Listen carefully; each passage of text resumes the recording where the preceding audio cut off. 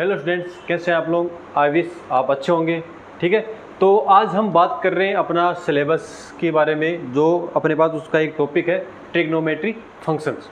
ठीक है, अपना मैथ्स का टॉपिक है। और अगर हम 11th क्लास की बात करें तो हमारे एनसीईआरटी में 3rd चैप्टर है। तो हम 11th प्लस जेई दोनों के लिए बात करें तो वहाँ पे हम 0 लेवल से स्टार्ट करके इसको मैक्सिमम लेवल तक हमारे पास जेई में, जहाँ से हमारे क्वेश्चन अच्छे से आसानी से अटेम्प्ट हो सके और ईजी से ईजी वे में हम क्वेश्चन को अटेम्प्ट कर सके, हमारे सारे क्वेश्चन अटेम्प्ट हो जाए और गलती होने की कोई गुंजाइश नहीं हो, वहाँ तक हम इस टॉपिक को पढ़ेंगे। तो सबसे पहले स्टार्ट करेंगे 0 से।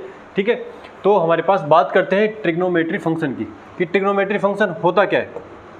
ठीक है, सबसे पहले देखो हिंदी में इसका नाम है त्रिकोणमितीय फलन। क्या नाम है? त्रिकोणमितीय फलन, त्रिकोण। अब देखो नाम से पता चल रहा है त्रि यानी 3। ठीक है, फिर कोण, कोण का आपको पता है एंगल, कोण मापते हो आप किसी भी दो लाइनों के बीच में अगर वो होता है उसके बारे में हम आगे बात करेंगे। और मितीय, मितीय यानी इसका होता है बोलते हैं मापन। मितीय का मतलब होता है मापन। ठीक है, तो त्रिकोण मितीय मतलब 3 कोणों का मापन। तो 3 कोणों का मापन कहाँ पर होता है कि जब किसी भी हम अगर किसी भी एक शेप की बात करें, हमारे पास एक शेप हो गई। ठीक है, तो ये हमारे पास 3 हो, अब उसके अंदर क्या होना चाहिए कि 3 कोण होने चाहिए, उनका मापन। तो त्रिकोण मापन के लिए जैसे ये मेरे पास एक त्रिभुज है, इसकी बात करूँ तो इसमें 3 कोण है। तो 3 कोण अकेले तो बन नहीं सकते। मैं ऐसे बना सकता हूँ कि यहाँ पे एक कोण बना दिया, एक कोण यहाँ पे बना दिया, एक कोण यहाँ पे बना दिया। अब ये 3 कोण किन के बीच में, तो उसके लिए हमें क्या चाहिए? 3 भुजा भी चाहिए। जहाँ 3 कोण के लिए हमें क्या चाहिए? 3 भुजा भी रिक्वायर है। ठीक है, तो क्या बात करूँ कि मेरे को आपको क्या चाहिए? सबसे पहले आपको चाहिए 3 साइड्स, क्योंकि अगर मैं 2 साइड की बात करूँ तो 2 साइड के बीच में हम मैक्सिमम एक एंगल बना सकते हैं। एक साइड की बात करें तो एक साइड में एंगल नहीं बनेगा।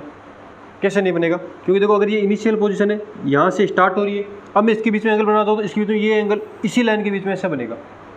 ठीक है, तो ये 360 डिग्री का होता है। लेकिन अगर मिनिमम बनाना चाहूँ तो एक नॉर्मल एंगल, तो उसके लिए कम से कम हमें 2 साइड्स की रिक्वायरमेंट तो चाहिए ही चाहिए।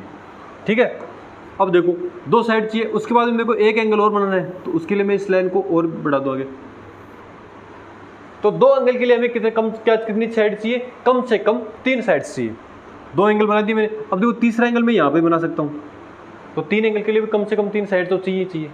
ठीक है, 3 से ज़्यादा हो तो भी बन जाएगा 3 एंगल तो, लेकिन फिर उससे ज़्यादा भी एंगल बनेंगे। ये लाइन यहाँ पे टच ना होके अगर आपके पास इसके आगे कहीं होती, ठीक है, अगर ये लाइन इस प्रकार बनी होती तो यहाँ वाला एंगल तो बन जाता। यहाँ वाला एंगल कैसे बनता? उसके लिए हमें फिर से एक नई लाइन बनानी पड़ती, फिर उसके बीच में एंगल बनाते और इसके बीच में। अब ये 4 साइड हो गए, 4 एंगल हो गए। इसी प्रकार हमारे पास जिस प्रकार से हमें साइड्स की रिक्वायरमेंट होती है, एंगल भी हम उसी प्रकार से बना सकते हैं।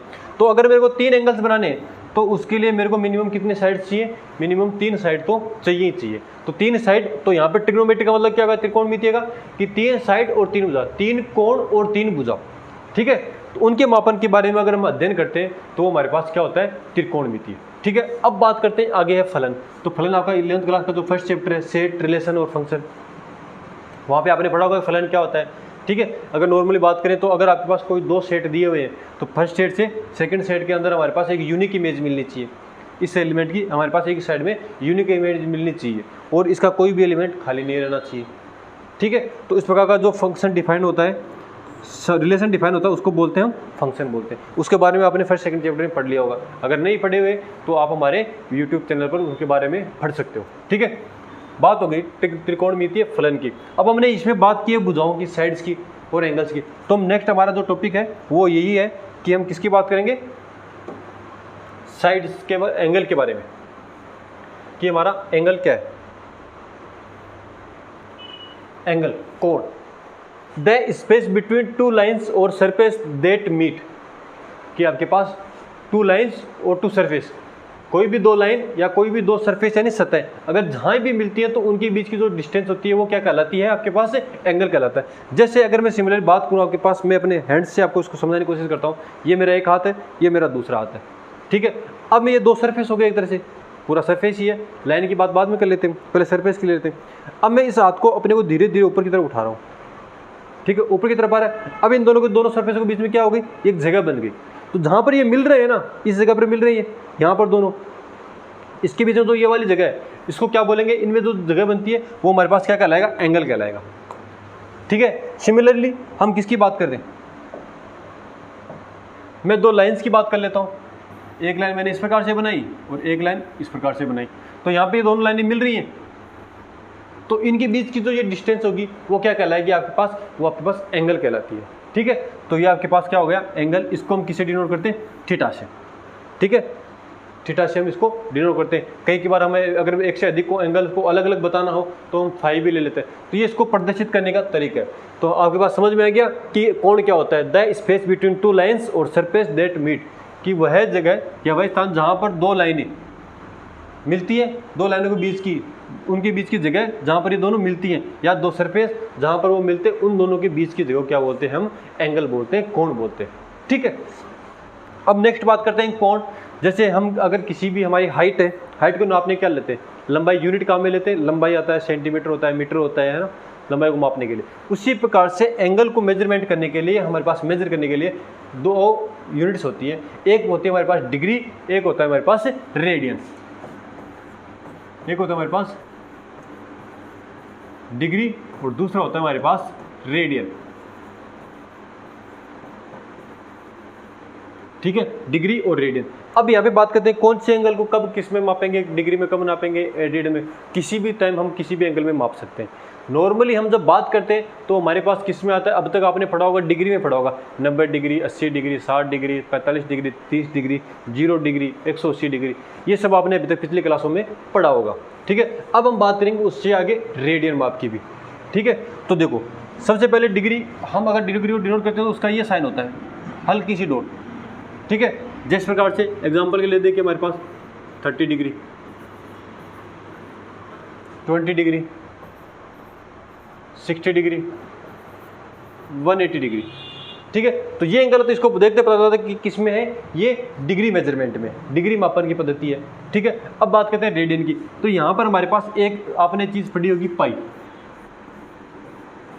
इसकी अलग अलग वैल्यू है। रेडियन में अलग वैल्यू देखते हो, रेडियन में इसकी वैल्यू होती है 22/7, ये इसका रेडियन माप होता है। अगर एक डिग्री की बात करूं तो डिग्री में इसकी वैल्यू होती है 180 डिग्री।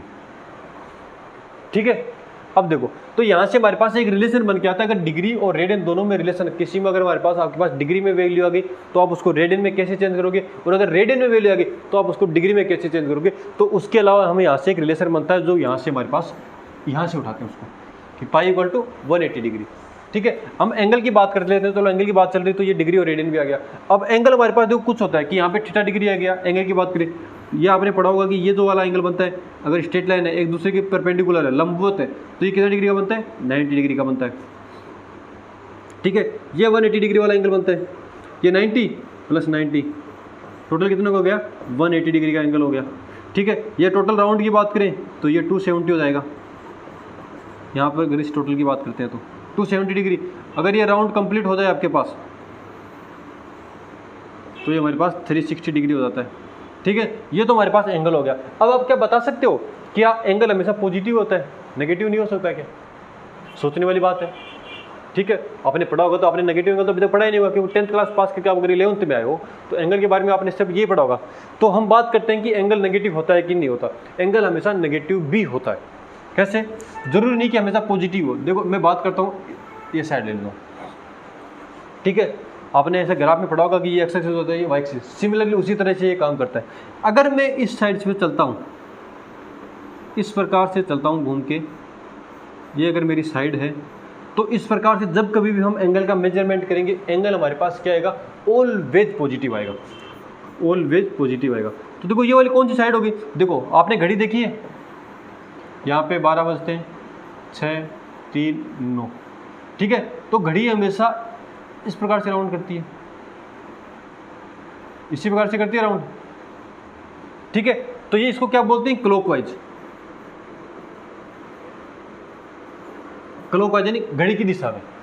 अगर घड़ी की दिशा के विपरीत अगर कोई एंगल, ये इस साइड से घूमती घड़ी तो, लेकिन अगर कोई इस प्रकार से घूमे तो उसको बोलते हैं एंटी क्लॉकवाइज।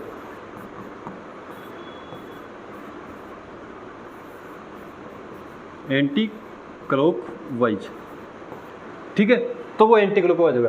तो अगर हमारे पास एंगल हम एंटी क्लॉकवाइज मेजरमेंट करते हैं तो एंगल हमेशा क्या आते हैं, पॉजिटिव आते हैं। लेकिन अगर उसी एंगल को हम क्लॉकवाइज मेजरमेंट करें, यहाँ से ये मूल बिंदु होता है, यहाँ पे एक्सिस होता है, यहाँ से स्टार्ट करते हैं हम, तो यहाँ से अगर मेजरमेंट करना स्टार्ट करें तो इस प्रकार का जो एंगल आता है वो हमेशा हमारे पास कौन से आएंगे, नेगेटिव एंगल्स आएंगे। ठीक है, तो अगर मैं यहाँ से यहाँ तक की बात करूँ, आपके पास इस वाले एंगल की बात करूँ तो ये होता है माइनस का 90 डिग्री। ये वाला टोटल एंगल की बात करें तो ये भी माइनस का 90 डिग्री, और ये टोटल कितना हो जाएगा यहाँ से यहाँ तक का।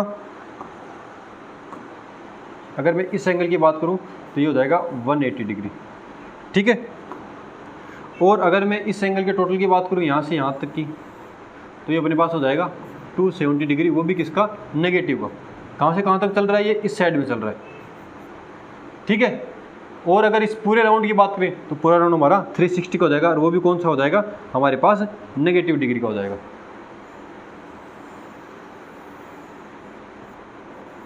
ये कितने का होगा, माइनस का 360 डिग्री। और अगर उसी साइड में घूम के जाए तो हमारे पास कितने हो जाएगा, प्लस का 360 डिग्री कंप्लीट हो जाएगा। तो अब आपसे कभी पूछे कोई कि एंगल्स हमेशा पॉजिटिव होते हैं, तो आप कहोगे नहीं, एंगल पॉजिटिव हमेशा नहीं होते, एंगल नेगेटिव भी हो सकते हैं, कभी नेगेटिव कभी पॉजिटिव। उसी जिस अकॉर्डिंग हमारे पास एंगल होगा उस अकॉर्डिंग हमारा मेजरमेंट ले सकते हैं। तो एंगल नेगेटिव और पॉजिटिव दोनों होते हैं। ओके, ठीक है, तो वापस अपनी बात आते हैं डिग्री और रेडियन मेजरमेंट पर। ठीक है, अब देखो मैंने आपको लिखा यहाँ से पाई इक्वल टू 180 डिग्री, ये डिग्री में है और ये रेडियन में। पाई हमारा हमेशा रेडियन में मान होता है, और ये हमारे पास डिग्री का साइन लगा हो तो हम बोल सकते हैं कि ये किस में है, डिग्री में। ओके, तो देखो अगर मैं अब इसको ऐसे लिखता हूँ कि 1 रेडियन, इसको रेडियन का साइन जो होता है वो होता है सी।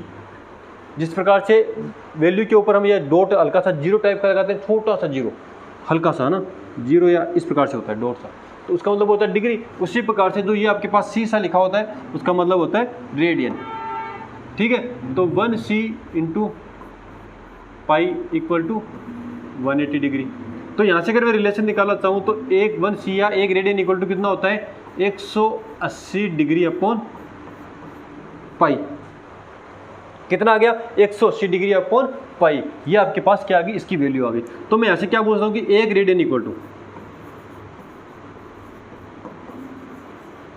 एक रेडियन इक्वल टू आपके पास कितनी वैल्यू आ गई, 180 डिग्री अपॉन पाई आ गया आपके पास। ओके, तो यहाँ से जब कभी भी आपको रेडियन को डिग्री में चेंज करना है, रेडियन को डिग्री में चेंज करना है, तो आप क्या करोगे, उसको 180 बटा पाई से मल्टीप्लाई कर दो। अभी उसके एग्जांपल भी देखें, लेकिन उससे पहले हम एक सेकंड रिलेशन और देख लेते हैं। अगर हमें डिग्री से रेडियन में चेंज करना हो, 180 डिग्री आपके पास है इक्वल टू पाई, तो यहीं से भी वही मैं इसको लिखता हूँ 1 डिग्री इंटू 180 डिग्री और इक्वल टू पाई रेडियन है आपके पास। तो 1 डिग्री इक्वल टू कितना आएगा आपके पास, पाई अपॉन 180 डिग्री। ठीक है, तो ये जो मान आएगा, देखो पाई ऊपर आ रहा है तो हमेशा किस में आएगा, पाई में आएगा। तो डिग्री को रेडियन बदल ले, पाई बटा 180 से मल्टीप्लाई कर देते। सिमिलरली जिस प्रकार से हम घड़ी में टाइम देखते हैं, 1 घंटे की सुई होती है, 1 मिनट की सुई होती है, 1 सेकंड की सुई होती है। ठीक है, तो 1 मिनट में कितने होते हैं, 60 सेकंड होते हैं, और 1 आवर 1 घंटे में कितने होते हैं, 60 मिनट्स होते हैं। ठीक है, तो उसी प्रकार से यहाँ पे अगर मैं 1 डिग्री का मेजरमेंट करूँ तब भी इसका जो मेजरमेंट आता है वो हमारे पास किसके इक्वल आता है, 60 मिनट। ओके, तो 1 डिग्री इक्वल टू हमारे पास कितना हो गया, 60 मिनट हो गया। हम इसको सेकंड बात बोले तो इसको मैं ऐसे ही बोलता हूँ 60 मिनट। ये इसका सिंबल होगा, इसको डिनोट करने का तरीका, कि अगर एक डॉट आता है, एक डेज, अगर सिंगल डेज आ रहा है उसका मतलब है मिनट। ठीक है, अगर किसी भी वैल्यू के ऊपर अगर सिंगल डेज आ रहा है उसका मतलब होता है मिनट। तो 60 मिनट को हम किससे, इस प्रकार से भी डिनोट कर सकते हैं। तो देखो आपको पता है कि 1 मिनट होता है, उसमें कितने सेकंड होते हैं, तो 1 मिनट इक्वल टू 60 सेकंड। तो आप इसको किस प्रकार से डिनोट करोगे, 60 सेकंड के लिए आपके पास क्या आ जाएंगे, डबल डेश या डबल कॉमा जो साइन होता है आपके पास वो आ जाएगा। ठीक है, अगर मैं इसकी बात करूँ कि 1 डिग्री इक्वल टू कितने सेकंड होते हैं, तो 1 डिग्री इक्वल टू 60 मिनट और 60 सेकंड, तो 1 मिनट में 60 मिनट की जगह 60 हो जाएगा, तो अपने पास कितना होगा, 3600 सेकेंड्स। ठीक है, तो 1 डिग्री में कितने होते हैं हमारे पास, 3600 सेकेंड्स हो जाएंगे। तो ये हमारे पास एक रिलेशन आ गया। यहाँ से हम अपने क्वेश्चंस को सोल्व कर सकते हैं। अगर हमारे पास कोई वैल्यू दी हुई है डिग्री में है तो हम उसको रेडियन में चेंज कर सकते हैं, और रेडियन में है तो उसको हम डिग्री में चेंज कर सकते हैं। तो चलो अब बात करते हैं क्वेश्चंस की। तो सबसे पहले हम कुछ एग्जांपल्स सोल्व करते हैं। तो देखो आपके पास है डिग्री को, पहले सबसे पहले हमारा क्वेश्चन है change in degree into radian.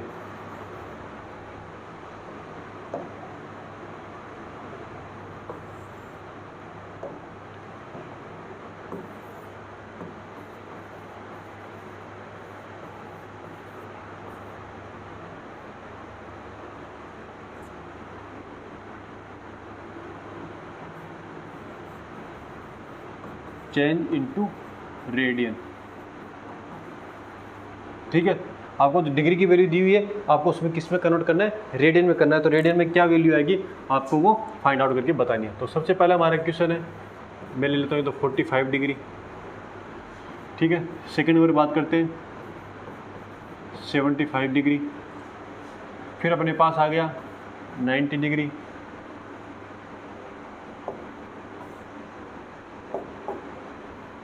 ठीक है, तो फिर आ गया हमारे पास 270 डिग्री।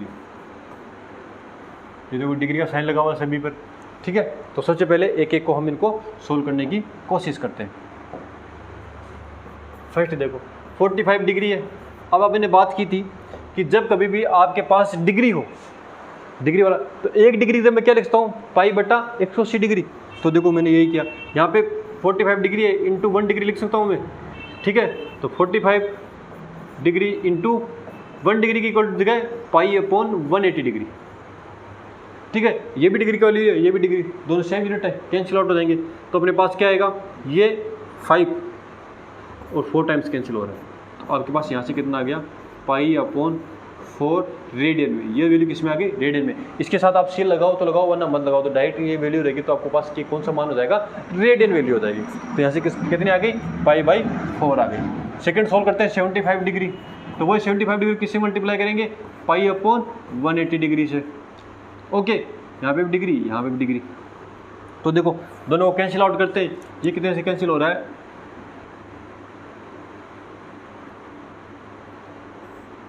5 से 15, ये 5 से 5 3 जा, और अपने पास रह गया 3 6।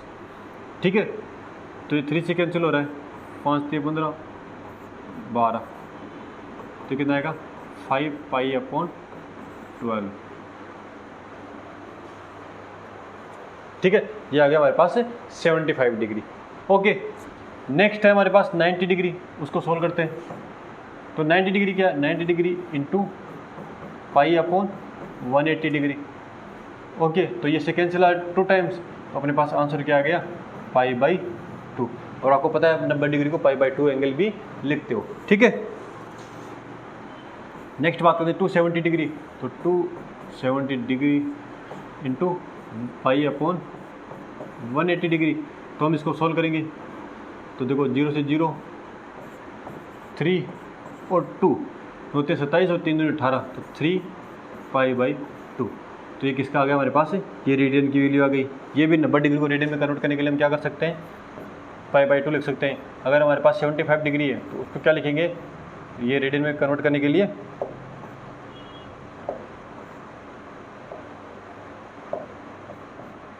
5 पाई अपॉन 12,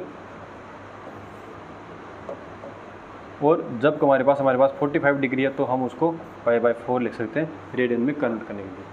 तो हमारे पास जब भी डिग्री को कन्वर्ट करने के लिए आएगा तो डिग्री को रेडियन में किस प्रकार से कन्वर्ट करेंगे, हम उसको पाई अपॉन 180 से मल्टीप्लाई कर देंगे। तो हमारा जो डिग्री मेजरमेंट है वो किस में कन्वर्ट हो जाएगा, रेडियन मेजरमेंट में हो जाएगा। ठीक है, अब नेक्स्ट बात करते हैं हम, अगर आपके पास रेडियन मेजरमेंट आए उसको किस प्रकार से आप कन्वर्ट करोगे। इसमें देखो आप थोड़ा सा चेंजेस ये भी कर सकते हैं कि हमारे पास जो रेडियन का होता है पाई में ही करते हैं, लेकिन अगर बात किसी वैल्यू में हो तो हम क्या करेंगे, पाई की जो वैल्यू होती है, हमने थोड़ी देर पहले बात की थी 22/7 होती है। ठीक है, पाई एक इरेशनल नंबर होता है, 22/7 होती है इसकी वैल्यू। तो उसको भी यहाँ से हम ऐसा भी कर सकते हैं कि पाई की जगह वैल्यू क्या करेंगे, 22/7 इंटू 4, तो ये कितना हो जाएगा 22/28। तो ये वाला आंसर आ जाए तो ये भी इसका गलत नहीं है। ठीक है, ये दोनों आंसर इसके सही है, तो हम मैक्सिमम यही यूज़ करते हैं। ठीक है, लेकिन जो रेडियन की वैल्यू आती है वो हमेशा हमारे पास न्यूमेरिकल टाइप वैल्यू के रूप में आती है। जैसे अगर मैं बात करूँ, आपके पास आ गया, या आपके पास NCERT बुक का एग्जाम्पल भी है, 6 रेडियन है, इसको आपको चेंज करना है इंटू डिग्री में। आपको 6 रेडियन को डिग्री में चेंज करना है। तो हमने देखो बात की थी थोड़ी देर पहले, डिग्री के अंदर हमारे पास पाई बाई 180 डिग्री का डिग्री में चेंज करना हो, तो अगर रेडियन को डिग्री में चेंज करना हो, ये रेडियन है तो 180 डिग्री बटा पाई से क्या करेंगे, मल्टीप्लाई करेंगे। ठीक है, तो उसकी बात कर लेते हैं। तो मैं क्या करूँगा, 6 इंटू किस में बदलना है, डिग्री में, तो 180 डिग्री अपॉन पाई। अब यहाँ से आप एक ट्रिक भी बना सकते हो। सिंपल, ये देखो, ये छोटी सी चीज़ें याद रह जाएगी आपसे। अगर क्या पता कभी कोई कन्फ्यूज हो जाए, सभी बच्चों का दिमाग एक तरह से नहीं होता, कोई कन्फ्यूज हो तो हम क्या करेंगे, देखो अगर हमें डिग्री में चेंज करना है, किसी भी रेडियन वाली वैल्यू को डिग्री में चेंज करना है, हमें आंसर डिग्री में चाहिए, तो किससे मल्टीप्लाई करेंगे, जो डिग्री ऊपर होता है उससे मल्टीप्लाई करेंगे। लेकिन अगर आंसर हमें किस में चाहिए, रेडियन में चाहिए, तो जहाँ पाई ऊपर होता है उस वाली वैल्यू से मल्टीप्लाई करते हैं। समझ में आया? जब डिग्री में आंसर लाना हो तो डिग्री वाली वैल्यू ऊपर रहती है, उससे मल्टीप्लाई करते हैं। तो कौन सी होती है आपके पास, 180 बटा पाई। लेकिन अगर रेडियन में लेके आना है तो रेडियन ऊपर कौन से में होता है, पाई बटा 180, तो पाई ऊपर में लगा तो इस वाली वैल्यू से मल्टीप्लाई करेंगे। आप इस छोटी सी ट्रिक भी बना सकते हो। और बाकी आप इंटेलिजेंट हो, आप बच्चे कुछ भी कर सकते हो, आप अपने हिसाब से भी कोई ना कोई अच्छी सी ट्रिक बना सकते हो। ठीक है, तो ये हो गया। अब मैं इसको सोल्व करूँगा आगे। तो देखो इसको मैंने मल्टीप्लाई किया 1080 डिग्री अपॉन पाई। पाई की वैल्यू में पुट कर सकता हूँ 22/7, तो 7 ऊपर मल्टीप्लाई हो जाएगा। ठीक है, अब देखो इसको आगे सोल्व करें। ये आ गया 7560 अपॉन में 22। ठीक है, अब देखो इसको सोल्व किया मेरा आगे, 11 से कैंसिल आउट हो रहा है, इसको 2 से करेंगे तो देखो 3 7 1 बच गया 80, तो हमारे पास वैल्यू आ गई 3780 डिग्री अपॉन में 11। तो देखो सिंपल सी बात करें तो एक तो हमारा ये आंसर हो सकता है, लेकिन अगर बट्टे में हो तो इस प्रकार की वैल्यू में आंसर थोड़ा अच्छा नहीं लगता, क्योंकि इसके आगे हमारे पास तो हमने पीछे बात की थी डिग्री को रेडियन बदलने के लिए इसको पहले टोटल भाग देके सोल्व करते हैं।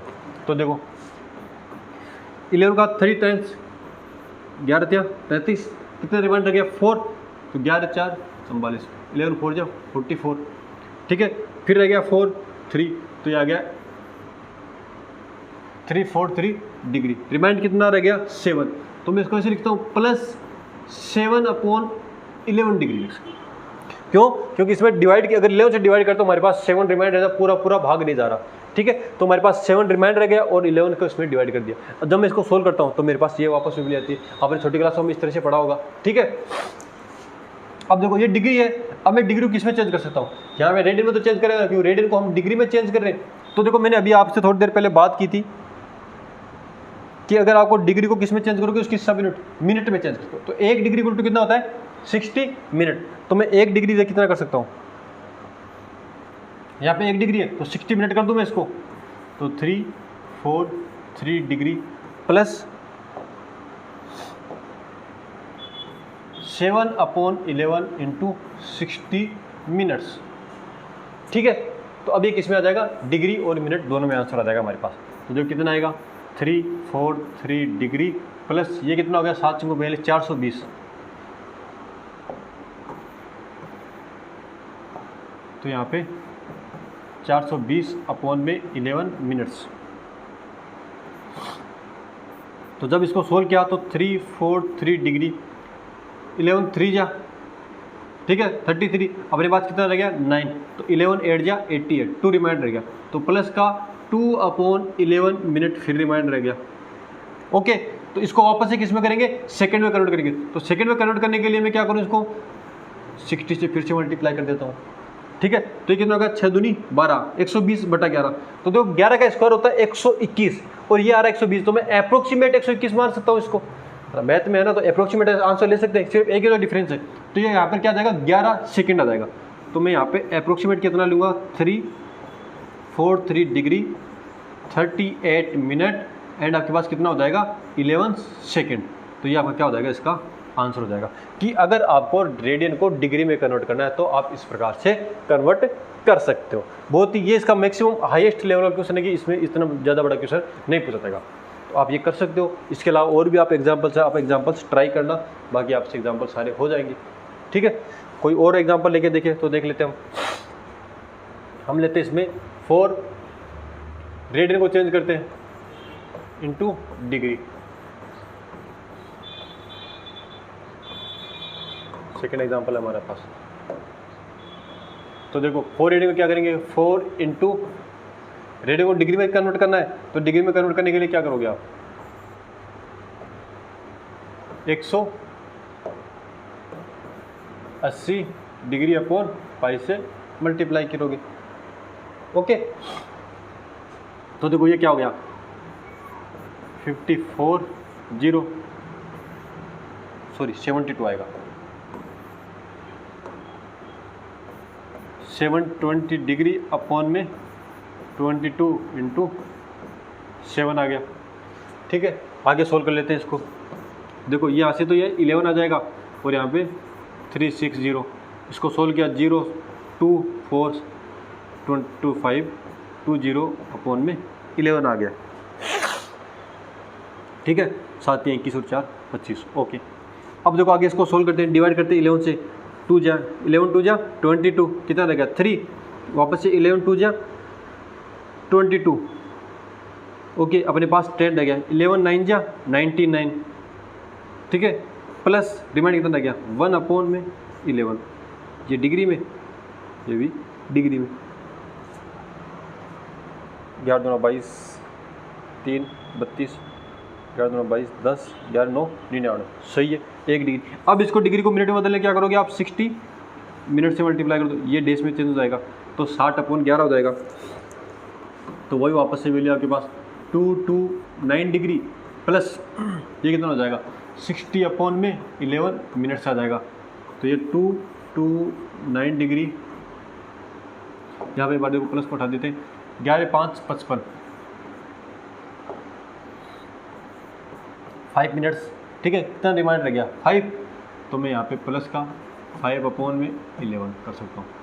ठीक है, अब ये मिनट में, इसको सेकंड में मल्टीप्लाई करेंगे तो वापस से 60 से, तो देखो ये अप्रोक्सीमेट 229 डिग्री 5 मिनट्स, सेकंड में कितना आएगा 6 30 300, इधर सोल्व कर लेते हैं हम, 300 अपॉन 11, ये तो 11 दूना 22, कितना रह गया 8, 11 7 77, अप्रोक्सीमेट 227 मिनट्स आएगा। तो 229 डिग्री 5 मिनट्स और 27 सेकेंड्स, ये हमारा इसका आंसर आ गया। तो ठीक है, ये हम लिख सकते हैं। तो यहाँ पर भी हमने रेडियन को डिग्री में चेंज करने के लिए क्वेश्चंस देख लिए, और एग्जांपल्स आप एनसीईआरटी बोर्ड में अपने सोल्व कर सकते हो, वहाँ पर भी बहुत ही ईजी है, आसान तरीके से आपका सारा क्वेश्चन हो जाएगा। ठीक है, तो उसके बाद में इस हमारे एक एंगल वाले में एक और आता है कि अगर हमारे पास कोई सर्कल दिया हुआ है, ठीक है, यहाँ से अगर मैं बात करूँ रेडियस की, तो यहाँ पे इसका सेंटर होगा ये रेडियस। अगर कोई आपके पास सर्कल दिया हुआ है तो उसका एंगल निकालने की बात करें तो उसके एंगल के लिए हमें कोई ना कोई 2 लेंथ चाहिए। तो यहाँ पर मैं मान लो कि एक ये भी सेम रेडियस है, ये भी यूनिट रेडियस है, 1 मान लेते हैं रेडियस, r = 1। ठीक है, ये रेडियस r, ये भी इसकी रेडियस है तो सेम रहेगी r। अगर ये है तो इसको मैं बोलता हूँ, आप इसको बोलते हो चाप बोलते हो या आर्क लेंथ बोलते हो। ठीक है, आर्क लेंथ बोलते हो या आपके पास चाप हो गया। तो ये अगर ये भी यूनिटी कहेगा तो हम इस थीटा की वैल्यू निकालेंगे, तो हमारे पास थीटा = क्या होता है, थीटा = L/r होता है। ऐसे एक फॉर्मूला होता है, क्या होता है, थीटा = चाप बटा त्रिज्या। हिंदी मीडियम के बच्चों के लिए बात करें तो चाप बटा त्रिज्या। चाप कौन सा होता है, जो ये वाली डिस्टेंस होती है, ये जो वाली राउंड वाली है उसको आर्क लेंथ बोलते हैं या चाप बोलते हैं, या हमारे पास रेडियस। तो इन दोनों का जो रेशियो आएगा वो हमारे पास किसके इक्वल आएगा, थीटा के इक्वल आएगा। या यहाँ से अगर आप r निकालना चाहो तो यहाँ से क्या हो जाएगा, L/θ हो जाएगा। या यहाँ से आप अगर L निकालना चाहो तो वो क्या हो जाएगा, आपके पास थीटा = r हो जाएगा, थीटा × r हो जाएगा। ठीक है, तो ये 3 फॉर्मूले आपके पास है, यहाँ से भी आ जाएंगे।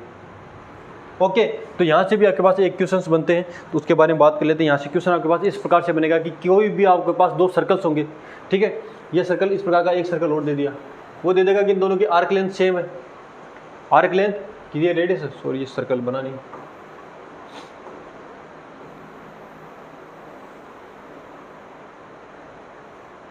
ये एक आर्क लेंथ है इसकी। तो इन दोनों की आर्क लेंथ अगर इक्वल है, ठीक है, और रेडियस या एंगल का आपको रेशियो दिया हुआ है तो रेडियस का रेशियो पूछ सकता है। तो आप क्या करोगे, यहाँ पे रेडियस का रेशियो पूछा तो रेडियस निकालने के लिए आपके पास फॉर्मूला है, तो क्या हो जाएगा, r1 = L1/θ1, r2 क्या हो जाएगा, L2/θ2। तो r1/r2 का रेशियो पूछा है, तो r1/r2 क्या हो जाएगा, L1/θ1 अपॉन में L2/θ2, तो ये ऊपर मल्टीप्लाई हो जाएंगे, θ2 अपॉन में L2। और आपके पास ये बोल रहा है कि आर्क लेंथ सेम है, लेंथ इसकी इक्वल है, तो L1 और L2 दोनों क्या हो जाएंगे, L1 = L2, दोनों इक्वल है। तो यहाँ से ये दोनों का मान कैंसिल हो जाएगा, तो हमारे पास इसका रेशियो क्या आएगा, θ2 अपॉन में θ1। तो जो रेडियस है वो दोनों का उनका जो एंगल है उनका रेशियो अप्रोक्सीमेट अलग अलग आएगा। तो इन दोनों के आपस में ये के दूसरे के व्युत्क्रम है, ठीक है। तो R1 R2 इक्वल टू हमारे पास क्या हो जाएगा, θ2 अपॉन θ2। तो पहले रेडियस किसके इक्वल हो जाएगी, दूसरे सर्कल के एंगल के, ठीक है। अगर अब हम नेक्स्ट टॉपिक की बात करें अपने, तो वो हमारे पास आता है,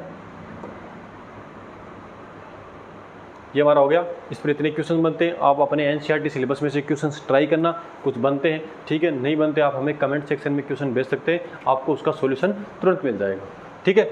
अगर मैं नेक्स्ट टॉपिक की बात करूँ, हमारे पास आता है त्रिकोणमितीय अनुपात। और त्रिकोणमितीय अनुपात या त्रिकोणमितीय फलन की बात करें तो अनुपात आपने पढ़ रखा है, फलन की बात हम इस क्लास में करेंगे, ठीक है। अनुपात आपने कहाँ पढ़ा था, 10th क्लास में आपने जो पढ़ा था वो ट्रिग्नोमेट्री रेशियो पढ़ा था, ठीक है। उसको अनुपात बोलते हैं, sine theta, cos theta, tan, cot, sec, cosec. तो हम यहाँ पे आगे नेक्स्ट क्लास में बात करेंगे। तो कुछ देखो, आज के लिए सिर्फ इतना ही टाइम हो गया, तो नेक्स्ट क्लास में बात करेंगे तो इन रेशियोज के बारे में बात करेंगे कि रेशियो क्या होते हैं, और आपके पास ये रेशियो सिर्फ 6 ही क्यों होते हैं। आपने अभी तक 6 के बारे में पढ़ा है कि sine cos, tan cot, sec cosec 6 ratio होते हैं और 6 ही फंक्शन होते हैं। तो सिर्फ 6 ही क्यों होते हैं और ये किस प्रकार से आते हैं, इनकी वैल्यू क्या होती है, इनके आपस में रिलेशन क्या होते हैं, ये हम पढ़ेंगे नेक्स्ट क्लास में। तो आज के लिए इतना ही, बाकी बात करते हैं नेक्स्ट क्लास में। धन्यवाद।